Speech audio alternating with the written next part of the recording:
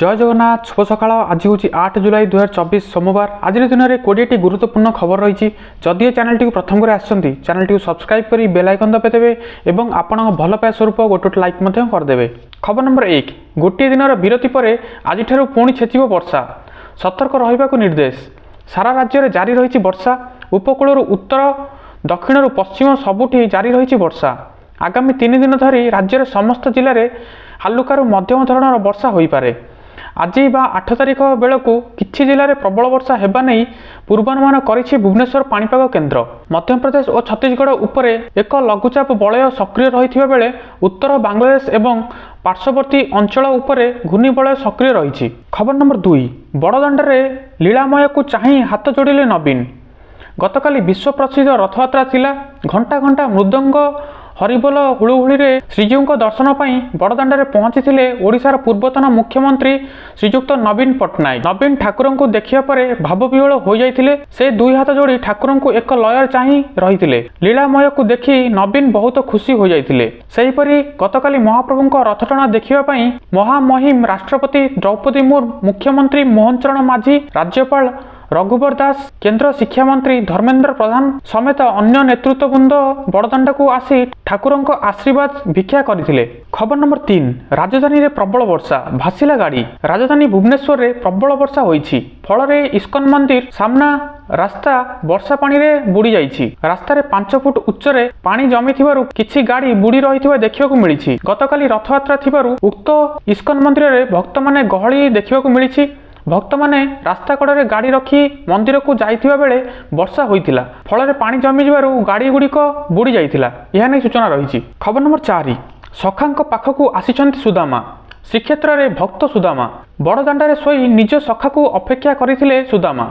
खाली पादरे चली चली अंटारे खुद मुठाई नहीं अनेक दूररू आसीथिबा सुदामा सखा को भेटिया पाई धाई आसीथिले। तांको आखिरे भावर लुह। यही सुदामा हेउछन्ति ब्रह्मपुर अंचलर प्रफुल्ल। दीर्घ 7 वर्ष धरी से सुदामा बेशरे रथयात्रा रे कालिया पाखक आसी थांती। गतकाली विश्व प्रसिद्ध घोषयात्रा थिला।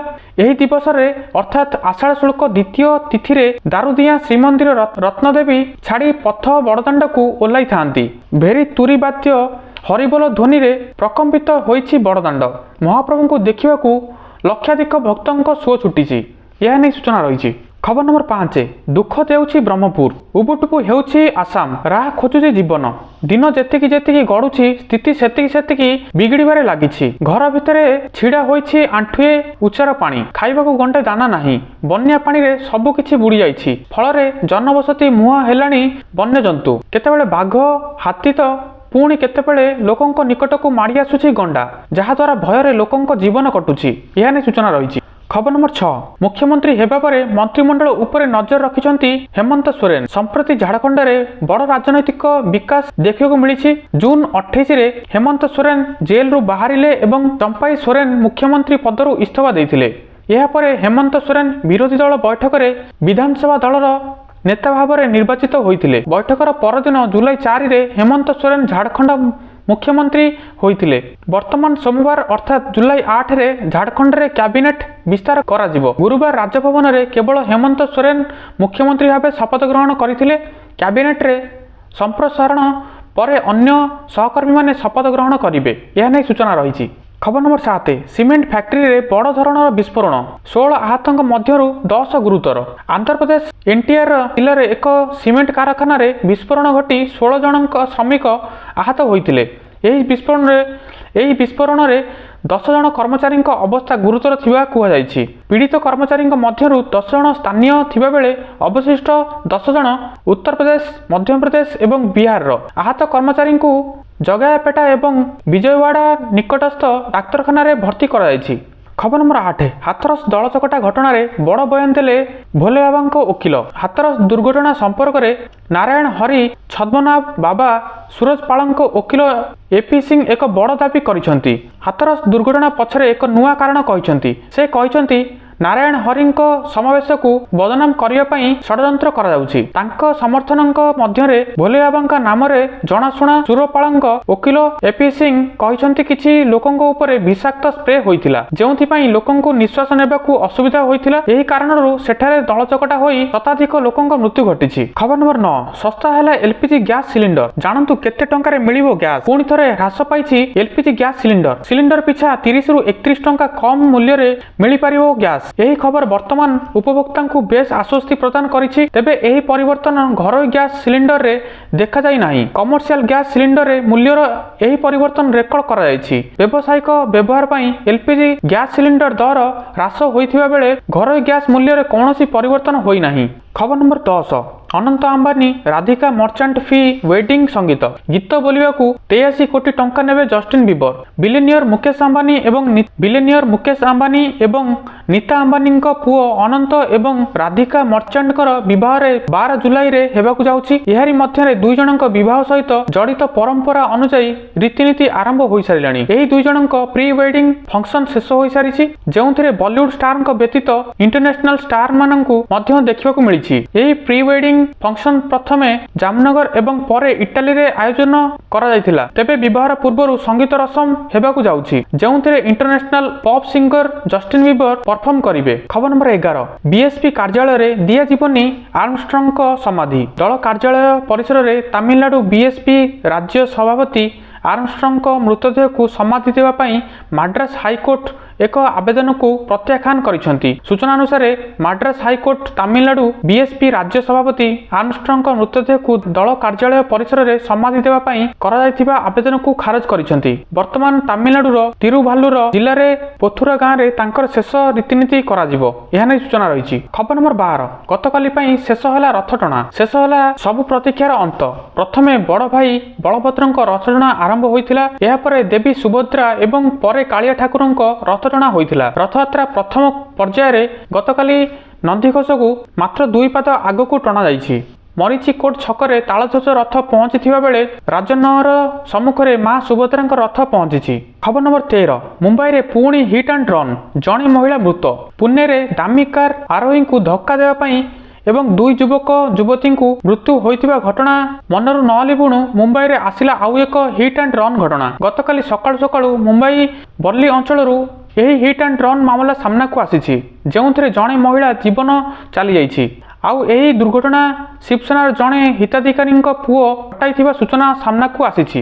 ଖବର ନମ୍ବର 14, ମହାଭାଗୀତ ରାଜ୍ୟକୁ ଆହୁରି ବିକାଶର ଶିଖରରେ ପହଞ୍ଚାଇବ। ଦେଶର ପ୍ରମୁଖ ଘରୋଇ ସଂସ୍ଥା ତଥା ବେଦାନ୍ତ ଗ୍ରୁପ ଅଗ୍ରଣୀ କମ୍ପାନୀ ସମୁଦ୍ର ଦୀର୍ଘ ବର୍ଷ ଧରି ରାଜ୍ୟରେ କାର୍ଯ୍ୟ କରୁଛନ୍ତି। ଏପରିକି ଓଡ଼ିଶା ସରକାରଙ୍କ ସହ ଆମର ସହଭାଗିତା ରାଜ୍ୟକୁ ଆହୁରି ଅଧିକା ବିକାଶ ଶିଖରରେ ପହଞ୍ଚାଇବ ବୋଲି ଶନିବାର ବେଦାନ୍ତ ଗ୍ରୁପ ଅଧ୍ୟକ୍ଷ ଅନିଲ ଅଗ୍ରୱାଲ ଓଡ଼ିଶାର ନୂତନ ଭାବେ ନିଯୁକ୍ତି ହୋଇଥିବା ମୁଖ୍ୟମନ୍ତ୍ରୀ ମୋହନ ଚରଣ ମାଝୀଙ୍କୁ ସାକ୍ଷାତ ଅବସରରେ ଏଭଳି କିଛି ମତ ପ୍ରକାଶ କରିଛନ୍ତି। ଖବର ନମ୍ବର 15, ମଧ୍ୟରାତ୍ରିରେ ଧୋନିଙ୍କ ଜନ୍ମଦିନ ସେଲିବ୍ରେଟ୍ କଲେ ସଲମାନ ଖାନ। ମହେନ୍ଦ୍ର ସିଂ ଧୋନି ଗତକାଲି ନିଜ 43ତମ ଜନ୍ମଦିନ ପାଳନ କରିଛନ୍ତି। ସାରା ବିଶ୍ୱ ଗତକାଲି ତାଙ୍କୁ ଜନ୍ମଦିନ ଶୁଭେଚ୍ଛା ଜଣାଇଛନ୍ତି। ଏହାର ମଧ୍ୟରେ ସୋସିଆଲ ମିଡିଆରେ ଏକ ଫଟୋ ବେଶ୍ ଭାଇରାଲ ହୋଇଛି। ଏହି ଫଟୋରେ ବଲିଉଡ୍ ଦବଙ୍ଗ ଖାନ ଏବଂ ମହେନ୍ଦ୍ର ସିଂ ଧୋନିଙ୍କୁ ଏକାଠି ଦେଖିବା ପାଇଁ ମିଳିଛି। ବଲିଉଡ୍ ସୁପରଷ୍ଟାର ସଲମାନ ଖାନଙ୍କ ମଧ୍ୟ ନିକଟରଙ୍କୁ ଜନ୍ମଦିନରେ ଶୁଭେଚ୍ଛା ଜଣାଇଛନ୍ତି। ସଲମାନ ଖାନ ମଧ୍ୟରାତ୍ରିରେ ଧୋନିଙ୍କ ଜନ୍ମଦିନ ସେଲିବ୍ରେଟ୍ କରିବା ପାଇଁ ପହଞ୍ଚିଥିଲେ। ଖବର ନମ୍ବର 16, ଭାରତୀୟ ସେନାରେ ନିଯୁକ୍ତି ସୁଯୋଗ ପୂରଣ ହେବ ଏତେ ମହିଳା ପଦବୀ। ଭାରତୀୟ ସେନାରେ ଚାକିରି କରିବା ପାଇଁ ଅନେକ ଯୁବତୀଙ୍କ ସ୍ୱପ୍ନ ଥାଏ। ଏଥିରେ ଅଧିକାରୀ ହେବାକୁ ଚାହୁଁଥିବା ପ୍ରାର୍ଥୀଙ୍କ ପାଇଁ ଏକ ଭଲ ସୁଯୋଗ ଆସିଛି। ସଶସ୍ତ୍ର ବାହିନୀ ମେଡିକାଲ ସର୍ଭିସେସ୍ ଏଏଫଏମଏସ୍ ଅଧୀନରେ ଏହି ପଦବୀ ପୂରଣ ହେବ। ଏନେଇ ଏଏଫଏମଏସ୍ ଏକ ବିଜ୍ଞପ୍ତି ମଧ୍ୟ ପ୍ରକାଶ କରିଛି। ଆପଣ ଯଦି ଏହି ଚାକିରି କରିବାକୁ ଚାହାନ୍ତି ତେବେ ବିସ୍ତୃତ ଭାବେ ଭିଡ଼ିଓଟିକୁ ଦେଖନ୍ତୁ। ଏହି ନିଯୁକ୍ତି ମାଧ୍ୟମରେ toss service commission medical officer ପଦବୀ ପୂରଣ ହେବ। ଏନେଇ ଅନଲାଇନ୍ ମାଧ୍ୟମରେ ଆବେଦନ କରିବାକୁ ପଡ଼ିବ। ଉଭୟ ପୁରୁଷ ଓ ମହିଳା ଆବେଦନ କରିପାରିବେ। MBBS କରିଥିବା ପିଲା ଏହାର ସୁଯୋଗ ନେଇପାରିବେ। ଏହି ନିଯୁକ୍ତି ମାଧ୍ୟମରେ 400ରୁ ଅଧିକ ପଦବୀ ପୂରଣ ହେବ। ଯୋଗ୍ୟ ଓ ଆଗ୍ରହୀ ପ୍ରାର୍ଥୀମାନେ ଏଏଫଏମଏସ୍ର ଅଫିସିଆଲ ୱେବସାଇଟ୍ mcsc.entry.gov.in को जाई आवेदन करें। खबर नंबर 17 आयुष्मान योजना रे मिलिबो 10 लाख टंकार बीमा सुधुरिबो चिकित्सा व्यवस्था हेबो कि परिवर्तन प्रधानमंत्री मोदी नेतृत्व में आसंता 23 तारिख में उपस्थापन करेंगे केंद्र सरकार। यही बजेट रे मोदी सरकार अनेक लोकाभिमुखी योजना को गुरुत्व दे पारती विशेषकर स्वास्थ्य एवं शिक्षा क्षेत्र में बड़ निष्पत्ति नहीं पारती। तेबे यही बजेट रे प्रधानमंत्री जन आरोग्य योजना बा आयुष्मान योजना रे बीमार मूल्य 5 लाख को वृद्धि करी 10 लाख करिपारंती सरकार। मोदी 3.0 तरफरु एही योजना रे किछि बड़ परिवर्तन देखिबाकू मिली पारिबो बोली चर्चा जोर धरिछि। खबर नंबर 18 2000 बढ़िबो पीएम किसान टंका केंद्र बजेट रे होई पारे बड़ घोषणा प्रधानमंत्री किसान सम्मान निधि योजना कृषक मानक पई एक बूस्टर डोज भली जेउथि लोक मानकू बहु परिमाण रे लाभ पाई पारंती। गणमाध्यम रिपोर्ट अनुसार केंद्र बजेट रे पीएम किसान किस्ती परिमाण रे वृद्धि करबाकू अर्थमंत्री पाखरे दाबी करिसेंती। वर्तमान चाहिदा ग्रहण कराजिबो कि नाही ता केवल पूर्ण बजेट जना पड़िबो। जदियो एपर्यंत आनुष्ठानिक भावे किछि कुआ जाय नाही मीडिया रिपोर्ट रे एभली दाबी करा जायछि। केंद्र सरकार द्वारा परिचालित पीएम किसान सम्मान निधि योजना परिमाण वृद्धि करबाकू दाबी करिछि। कृषि विशेषज्ञ माने मिलित भावे सरकार किछि लोकंकू वार्षिक किस्ती परिमाण रे 6000 रु 8000 टंका को वृद्धि करने को अनुरोध करिसेंती। यह नहीं सूचना रही। खबर नंबर 19 10 वर्ष जाए पिलांकू मिलिबो 2500 टंका एमिति करंतु आवेदन। केंद्र सरकार बाल विकास सेवा योजना माध्यम रे शिशु और सेमानक मां को अनेक प्रकार सुविधा जोगाई दिया जाउछि। एही योजना रे सुफल जेपरि साधारण जनता पाखरे पहुंची पारिबो ताहाकू ध्यान रे रखिसेंती सरकार। एथिपाई विशेष भाव में अंगनवाड़ी केन्द्र गुड़िक सहायिका नियुक्ति करा जायछि। एही योजना रे गर्भवती स्तनपान करुथिबा महिला बा प्रसूति उद्दिष्ट। एही योजना रे 1 मासरु 10 वर्ष पर्यंत पिलांकू अनेक सुविधा जोगाई दिया जाउछि। एथिपाई सरकार आईसीडीएस नामक योजना आरंभ करिसेंती। एही योजना प्रति मासरे पिलांक पई 2500 टंका बैंक खाता रे जमा करुछंती सरकार। एही टंका रे मां निज पिलांकू पुष्टिकर आहार देई पारिबे। एही योजनार नाम हेउछि अंगनवाड़ी लाभार्थ योजना। 2024 रे उद्देश्य हेउछि प्रसूति और सेमानंकर पिलामानंक पई पुष्टिकर खाद्य जोगाण सुनिश्चित करिबा। खबर नंबर 20 महिला को नुआ सरकार बड़ उपहार 3 स्कीम रे मिलिबो ई साइकेल। यही डॉक्यूमेंट दरकार। प्रधानमंत्री नरेंद्र मोदी तृतीय थर सरकार को आसिया परे देशर विभिन्न वर्गर लोकंक पई विभिन्न विकासमूलक योजना शुभारंभ करिसेंती। एही क्रम रे महिलांक पई उन्नति और सेमानकु सशक्त करिया पई सरकार एक योजना लागू करिबाकू जाउछंती जहा अधीन रे महिलांकू इलेक्ट्रिक साइकेल मिलिबाकू जाउछि। एही योजनार नाम हेउछि फ्री रखा जाइछि। महिला स्वयं सहायक गोष्ठीर सदस्य मानकू केंद्र सरकार ई साइकेल प्रदान करिवे। केंद्र ग्रामीण विकास मंत्रालय शुक्रवार दिन कनक वर्धन सिंह देव एजेंसी सर्विसेस लिमिटेड सहित एक एमयू स्वाक्षर करिछि। एहा नै खबर रही। तो दर्शक बंधु एथिला कोडिट न्यूज प्रत्येक दिन सकाळ सकाळ एभली न्यूज देखिया पई चैनल टी को निहाती भाबरे सब्सक्राइब कर दियंतु एवं कमेंट जाई लिखि दियंतु जय जगन्नाथ जय हिंद जय भारत। पुन देखाबो आगामी दिन रे।